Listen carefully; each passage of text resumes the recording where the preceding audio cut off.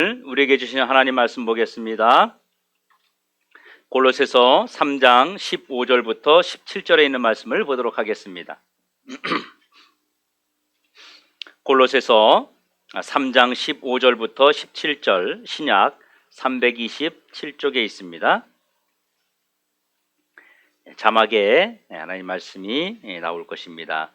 함께 한 절씩 교독합니다. 15절 제가 읽고 15절, 16절 여러분들이 읽으시고 17절 우리 함께 합독하도록 하겠습니다. 제가 먼저 읽겠습니다. 그리스도의 평강이 너희 마음을 주장하게 하라. 너희는 평강을 위하여 한 몸으로 부르심을 받았나니 너희는 또한 감사하는 자가 되라.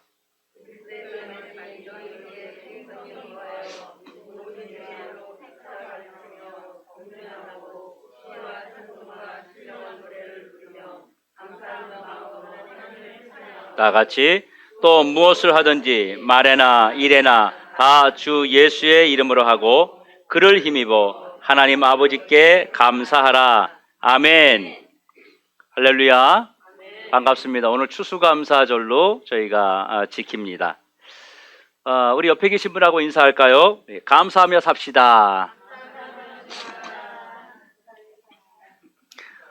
오늘 말씀 가운데 깨닫는 은혜가 있기를 주님의 이름으로 축원합니다. 여러분, 모든 사람들은요 문제 속에서 살아갑니다. 모든 교회 또한 과거와 현재 어느 때를 보더라도 항상 문제 속에서 성장합니다. 오늘 읽은 본문에 등장하는 골로새 교회는 에바브라라고 하는 사람이 세운 교회입니다. 골로새 지역은 에베소하고의 거리가 약 한 160km 정도 떨어져 있습니다. 골로새 교회가 어떻게 생겨났냐 하면요, 에바브라와 빌레몬이라는 사람이 시장을 보고 일을 보기 위해서 에베소로 자주 갔습니다. 왜냐하면 에베소는 큰 도시고 골로새는 작은 도시였기 때문에 뭔가 큰 일을 보기 위해서는, 또 큰 물건을 사고 시장을 보기 위해서는 에베소란 지역으로 가야만 했습니다. 에베소를 자주 드나드는 가운데 한 사람을 만나게 되는데 복음을 전하고 있는 사도 바울을 만나게 됩니다. 거기서 바울을 만나가지고 복음을 듣고 약 1년의 시간 동안 바울에게서 복음 훈련을 받게 됩니다. 그리고 에바브라가 자기 지역인 골로새로 돌아가서 세운 교회가 골로새 교회입니다. 골로새 지역이 크지 않은 것을 생각할 때 아마 골로새 교회도 그렇게 크지 않은 교회였으리라고 우리는 짐작할 수 있습니다. 그런데 에바브라는요, 그렇게 신앙이 그렇게 대단하거나 지도력을 가진 그런 인물이 아니었습니다.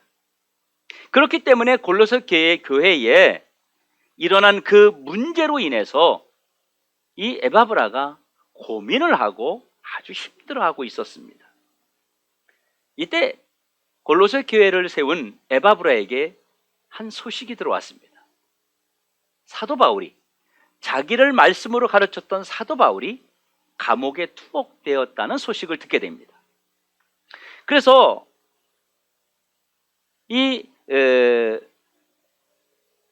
그 얘기를 에바브라가 듣고 자기의 복음을 전해준 스승을 옥바라지하기 위해서 바울을 찾아갑니다. 그리고 바울 곁에서 그를 섬기고 그를 돕고 그렇게 옥바라지를 하게 되었습니다. 그러면서 자연스럽게 자기의 어려운 이야기를 이야기할 수밖에 없었던 것이죠. 그때 이 문제가 뭐였냐면, 골로새 교회의 문제점이 뭐였냐면 거짓 교사, 그리고 천사 숭배, 그리고 이단들의 문제, 그런 것으로 인해서, 여러 가지 문제들로 인해서 교회 안에 성도들끼리의 내부의 갈등이 심하게 일어났었어요. 그런 이야기를 자연스럽게 옥바라지를 하면서 사도 바울에게 이야기를 했던 것입니다. 이런 에바브라의 이야기를 들은 사도 바울이 골로새 교회를 향해서 문제 해결에 처방전을 내리게 됩니다. 처방전이 무엇이냐면요, 그것이 바로 오늘 우리가 읽은 본문 골로새서 3장 15절에서 17절의 말씀이 바울이 내린 처방전 중에서 일부분입니다. 이 짧은 세 절의 처방전에서 바울이 한 가지를 강조하고 있습니다. 그것이 뭐냐면 감사입니다. 그런데 한번 보세요. 거짓 교사 문제를 이야기하는데 감사가 되겠습니까? 천사 숭배 이야기가 문제가 되는데 감사가 되겠습니까? 교회에 그런 그 이단들이 들어와서 문제를 일으키고 있는데 이것이 감사가 되겠습니까? 또 교회 안에서 어떤 내적인 그런 내부적인 갈등으로 서로 성도들이 힘들어하고 있는데 이게 감사하라는 말이 이게 되겠느냐는 거예요. 말이 안 되는 것이죠. 바울이 내린 처방전이라고 하는 것은 감사가 너무 엉뚱할 수밖에 없습니다. 그런데 우리가 아는 것처럼 감사는 여러분 문제 해결의 방법이 아니잖아요.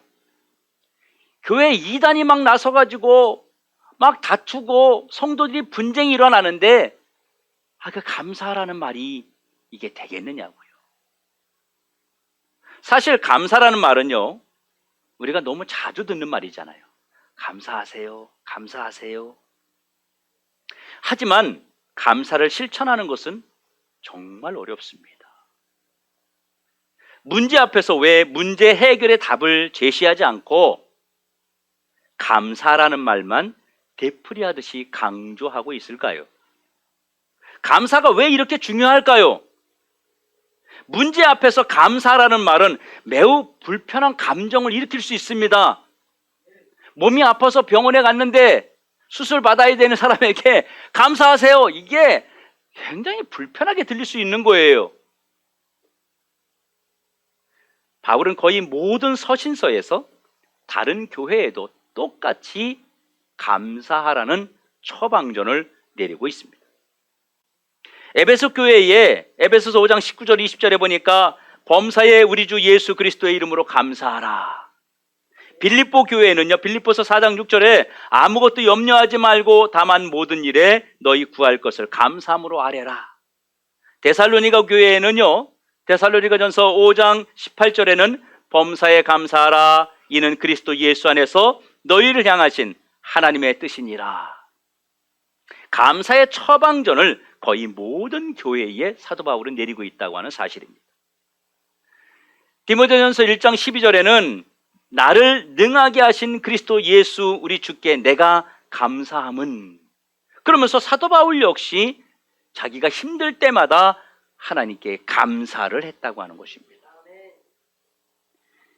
여러분, 우리가 신앙생활 하면서 감사하라는 말 참 많이 듣죠. 교회에서 뭐라 그래요? 뭐 일이 있으면 감사하세요, 감사하세요 이렇게 말합니다. 뿐만 아니라 설교를 통해서도 얼마나 감사라고 말을 많이 듣는지 몰라요. 그런데 잘 안 되는 부분이 사실 감사거든요. 여러분, 지난 한 주간 여러분은 얼마나 감사하며 사셨습니까? 무엇 때문에 감사하셨습니까? 감사하며 살았다면 감사의 흔적은 여러분 무엇으로 나타났습니까? 감사가 정말 쉽지 않습니다. 그런데 바울이 거의 모든 교회의 습관처럼 감사의 처방전을 내리는 이유가 무엇일까요? 문제의 직접적인 해답이라기보다는 사실 엉뚱한데 바울이 감사를 통해서 문제를 해결하려고 하는 것을 분명해 보인다고 하는 것이죠. 그러면 어떻게 감사가 문제 해결의 열쇠가 되느냐 하는 것입니다. 사랑하는 성도 여러분, 바울이 이렇게 감사를 처방전으로 내어놓은 이유는 감사는 불가능한 문제를 해결하는 하나님의 능력이기 때문입니다. 하나님께서는 감사하는 자에게 여러분 기적을 주십니다. 그러면 감사가 불가능한 문제를 해결하는 능력인데 이것이 언제 작동하느냐 이거예요.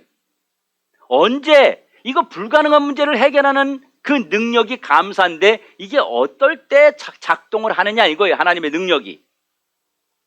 이것이 바울이 감사를 처방전으로 내린 이유입니다. 감사는 하나님의 기적을 부르는 버튼입니다. 감사의 버튼을 누를 때마다 하나님의 준비된 선물이 감사하는 자에게 주어진다고 하는 사실이에요. 감사하는 자마다, 감사의 버튼을 누르는 자마다 이 기적의 주인공이 되는 거예요. 골로새 교회에 거짓 교사의 문제가 있느냐, 이단의 문제가 있느냐, 천사 숭배의 문제가 있느냐, 성도들끼리 내부에 갈등이 있느냐, 이 감사의 버튼을 누르면 모든 문제를 하나님이 해결하도록 도와주신다는 것입니다. 여러분 엘리베이터 타보셨죠? 저는 엘리베이터만 생각하면 우리 집사님 자꾸 생각나는데, 이 갸냘픈 몸으로 엘리베이터를 막 설치하고 하는 거 보면, 그런 얘기를 들으면 참 어떻게 그렇게 할까 이런 생각을 합니다. 엘리베이터를 타고 15층, 20층을 올라가야 하는데 엘리베이터 앞에 서 있으면 올라가든가요? 눌러야죠. 엘리베이터 타기만 하면 되나요? 타서 내가 원하는 층수를 눌러야 올라가지요. 내가 원하는 층에 가기 위해서는 버튼을 눌러야만 가능하다고 하는 것입니다. 여러분 똑같습니다. 하나님은 감사의 버튼을 누를 때 하나님이 역사하신다는 것입니다. 감사의 버튼을 누를 때 문제를 해결해 주시는 하나님의 에너지가 역사한다는 것입니다. 그래서 바울은 감사 버튼을 모든 문제 해결의 방법으로 주었다는 것이죠. 바울은 골로새 교회의 성도들이 감사의 버튼으로 모든 문제를 해결하는 기적의 주인공이 되기를 희망했다는 것입니다. 여러분 감사 버튼을 누르세요. 감사 버튼 누르세요. 감사 버튼을 누르세요. 이쪽이 감사 버튼을 안 눌러, 아멘 안 하는 것 같아. 감사 버튼을 누르세요. 할 때까지 계속 하려고 했는데. 그러면 우리가 감사 버튼을 누를 때 하나님은 우리에게 어떤 것을 주시느냐 하는 것입니다. 첫째, 우리가 감사 버튼을 누를 때 그리스도 예수 안에 있는 우리에게 평안을 주십니다. 마음이 평안해진다는 거예요. 모든 문제, 모든 갈등, 그 모든 것 뒤에는 무엇이 있습니까? 불편한 마음이 있고요, 불편한 심기가 있습니다. 다시 말해서 평안을 잃어버린 것이에요. 평안을 잃어버렸기 때문에 문제가 생기고 싸움이 일어납니다. 불편한 마음을 가지고 일을 하니까 일이 잘 안 되는 거예요. 우리의 마음이 고장나서 생기는 문제들이 너무 많다고 하는 거예요. 내 마음이 불편하면, 다시 말하면 내 마음이 고장나 버렸기 때문에 그래서 일도 잘 안 되고 관계 회복도 안 되고 모든 것이 왜곡되어서 보이기 시작하고 다 삐뚤게 보게 된다고 하는 것입니다. 뭐가 필요합니까? 평안이 필요합니다.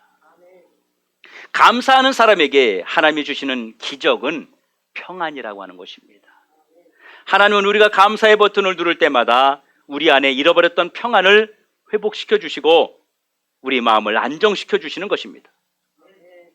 그래서 우리의 감정이 조절되고요, 감사하면 평안이 오면서 내 마음이 조절되고 내가 막 흥분했던 것이 내려앉게 되고, 그리고 신앙적 사고를 가지고 문제 해결을 바라볼 수 있는 긍정의 마음으로 우리를 바꾸게 해주신다는 것입니다.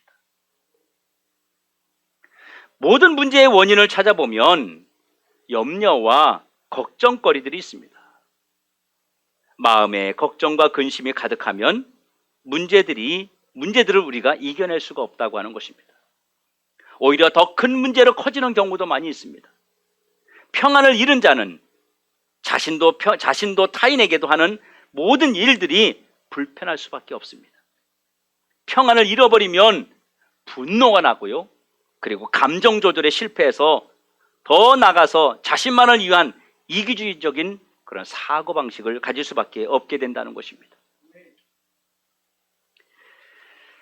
20대 중반에 한 청년이 있었습니다. 이 청년은요, 심각한 우울증에 시달리고 있었어요. 또 심각한 자살 충동을 느끼고 있었어요. 이 청년은 무려 4번이나 자살을 시도했는데 극적으로 살아났습니다. 하루는 머리가 너무 아파서 병원에 가서 검사를 받았는데 뇌종양 말기 판정을 받았습니다. 이 청년의 삶은 모든 것이 무너져 내리고 절망감에서 헤어나오지 못하고 있었습니다. 그런데 얼마 지나지 않아서 이 청년은 삶이 완전히 바뀌었습니다. 이 청년은 이후에 수많은 사람들에게 희망과 소망을 주는 그런 멘토가 되었습니다. 이 청년이 이렇게 변화된 비결이 무엇일까요? 그것은 감사였습니다. 자신의 삶을 감당하지 못하고 그리고 늪으로 빠져들어간 이 청년은 자기 자신을 향해서 감사의 처방전을 내리게 된 것입니다. 내가 안 되겠다. 하루에 3번만 감사 한번 해보자. 그래서 감사 노트를 한번 쓰기 시작을 했어요. 하루에 3번을 썼습니다. 감사의 노트에 하루에 3번을. 근데 그것이 자꾸 늘어나는 거예요. 감사의 조건들이. 쓰다 보니까 감사 노트가 1권, 2권, 3권 점점점 쌓여가기 시작했습니다.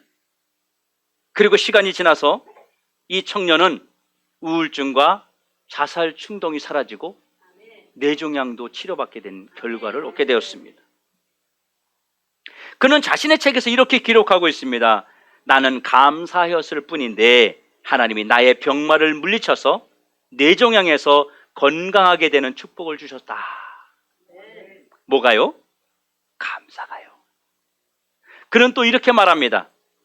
절망하고 있습니까? 불안해하고 있습니까? 염려하고 있습니까? 하루 3번만 감사해 보십시오. 웰파이라고 하는 사람이 쓴 뇌종양으로 받은 축복이라는 책에 나온 내용입니다. 여러분, 평안을 잃어버린 것 자체가 병든 것입니다. 평안을 잃어버린 것 자체가 여러분 삶이 이미 무너진 것입니다. 오늘 이 자리에 계신 여러분 중에서 마음이 불안하고 편안함이 없고 힘이 빠진 분이 계시다면 여러분 감사의 버튼을 누르시길 주의 이름으로 축원합니다. 여러분이 감사의 버튼을 누를 때 하나님이 여러분에게 평안이라는 기적을 주셔서 여러분의 삶을 일으키고 회복시켜 주실 줄로 믿습니다. 2번째, 우리가 감사의 버튼을 누를 때 하나님은 우리에게 풍성한 은혜를 주신다는 것입니다. 이 말은 우리가 감사의 버튼을 누를 때마다 우리 안에 있는 불평과 원망이 사라지고 하나님의 말씀이 들리기 시작합니다. 하나님의 말씀이 들리는 그 순간부터 문제 해결은 이미 시작된 것입니다. 하나님의 개입이 내 삶에 시작된 것입니다. 감사하는 자는 모든 것을 여러분 아멘으로 받아요. 그리고 감사함으로 아멘으로 받기 때문에 문제보다는 해결을 위한 자리에 서게 됩니다. 갈등보다는 해결을 위한 편에 서게 됩니다. 싸움보다는 화목을 위한 편에 서게 됩니다. 우리가 감사의 버튼을 자꾸 누르면 우리 안에 은혜가 쌓이게 되지요. 그러면 아멘을 하고 그리고 아멘으로 받아서 은혜가 풍성하니까 또 감사하게 되는 것입니다. 3번째, 감사의 버튼을 누를 때 하나님께서 우리에게 어떤 역사를 주시느냐 하면요, 감사하는 자에게 예수 이름의 권세가 나타나게 하신다고 합니다. 이 말은 우리가 감사의 버튼을 누르고 기도하면 여러분 기도 응답을 주십니다. 감사 버튼을 누르고 찬양하면 찬양의 기쁨이 있습니다. 감사 버튼을 누르고 섬기면 섬김의 복을 주십니다. 우리가 감사의 버튼을 누르면 억울함을 풀어주시고 우리가 감사의 버튼을 누르면 자녀들이 형통합니다. 감사하는 자에게 임하는 예수님의 능력을 제어할 자는 세상에 아무도 없다는 것을 기억하십시오. 이것이 예수 이름의 권세가 나타나는 것입니다. 주님의 권세는 기도 많이 하고 능력을 가진 자에게 나타날 수 있습니다. 그러나 바울은 골로새 교인들에게 뭐라고 말하냐면요, 우리가 감사할 때 예수 그리스도의 영광과 능력이 우리 속에 나타난다고 말하고 있습니다. 그러니까 결국은 감사의 버튼을 누르고 우리가 감사할 때 우리가 그동안 침체되어 있고 그동안 우리가 짓눌려 있던 모든 환경에서 일어나게 되고 그것을 몰아내게 되고 새로운 에너지를 공급받는 역사가 일어나게 된다는 것입니다. 이것이 감사의 능력입니다. 바울은 감사하는 자에게 하나님의 능력을 아주 강력하게 말하고 있습니다. 감사를 습관적으로 하는 것이 우리의 살 길입니다. 어떤 사람은 말만 하면 불평불만하는 사람이 있어요. 여러분, 그 사람 옆에 있으면 좋든가요? 듣기 좋든가요? 좋지 않습니다. 좋지 않습니다. 주변까지도, 주변에 내 이웃에 있는 사람에까지도 평안하지 않게 만든다고 하는 것입니다. 사랑하는 성도 여러분, 지금 여러분의 감사의 버튼은 어떻게 작동들 하고 있습니까? 여러분의 감사 버튼은 혹시 고장나지 않았습니까? 아니면 감사 버튼을 너무 오랫동안 사용하지 않아서 제대로 움직이지 않고 있지는 않습니까? 어느 목사님이 머리 빠지는 것 때문에 스트레스를 엄청 받은 거. 저도 스트레스를 좀 받고 있는데 머리가 빠지는 거에 대해서 너무너무 고통스러워한 거예요. 그리고 어느 날 기도하다가 이 목사님이 생각이 바뀌었어요. 감사하기 시작했어요. 어떻게 감사했냐면 생각해보니까 감사의 조건들이 많더라는 거예요.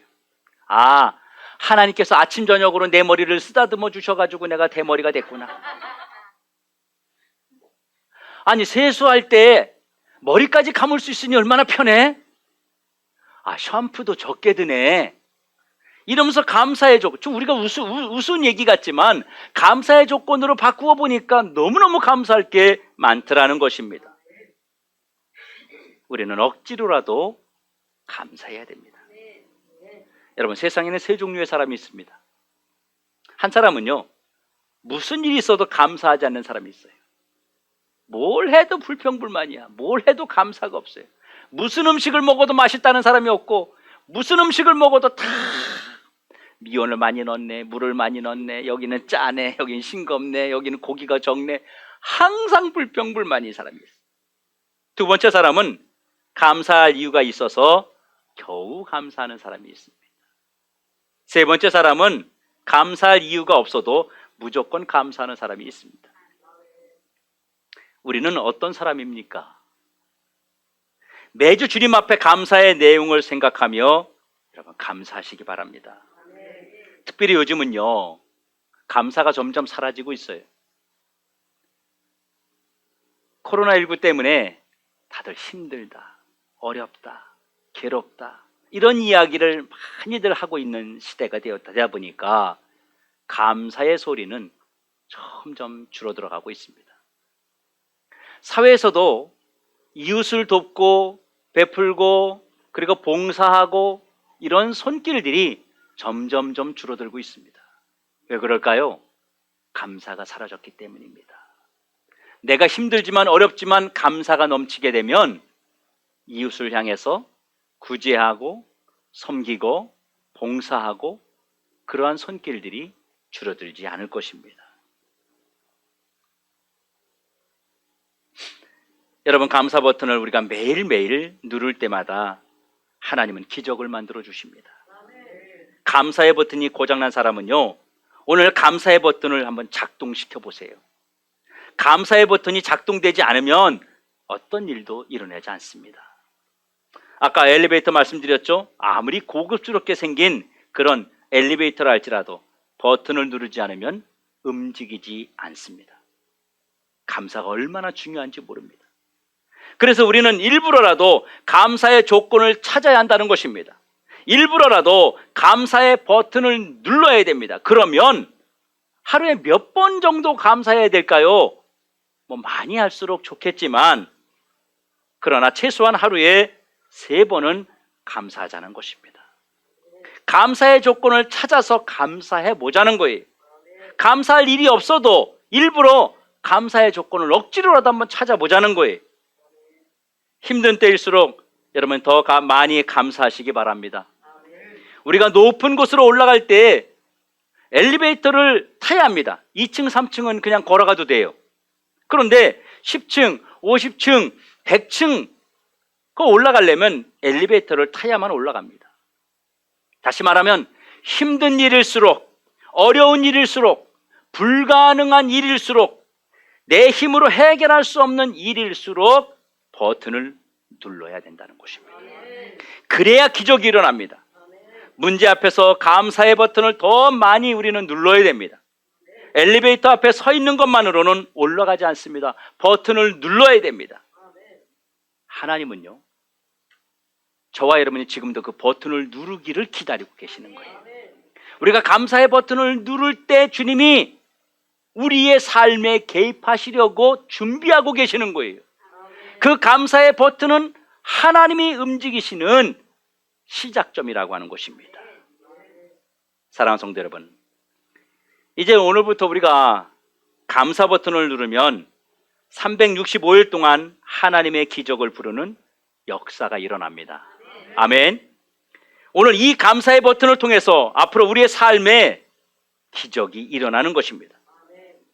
우리가 메마르고 그리고 건조해지지 않도록, 삶이 힘들지 않도록 365일 매일 감사의 버튼을 작동해서 여러분의 모든 삶의 영역에 하나님의 풍성함이 있기를 주님의 이름으로 축원합니다.